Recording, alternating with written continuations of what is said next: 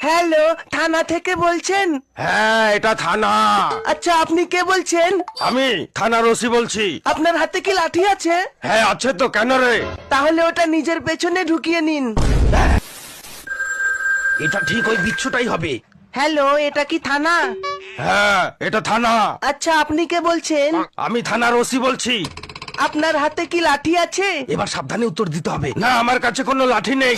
বাহ, একবার বলতেই লাঠিটা আপনার পেছনে ঢুকিয়ে নিয়েছেন, সাব্বাস। কে ফোন করেছে রে? কেউ না মা। হ্যালো, আপনি কে বলছেন? আমি থানা থেকে ওসি বলছি।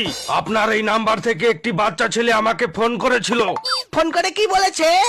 আমাকে ফোন করে বলেছে আমার হাতে যে লাঠিটা আছে সেটা আমার পেছনে ঢুকিয়ে নিতে। এ মা, কখন? এই মিনিট 10 আগে।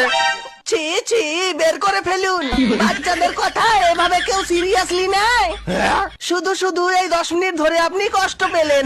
নিজের লাঠি কেউ পেছনে নেয়? বাড়ি গিয়ে ভালো করে একটু মলম লাগিয়ে নেবেন, না হলে জ্বলে যাবে।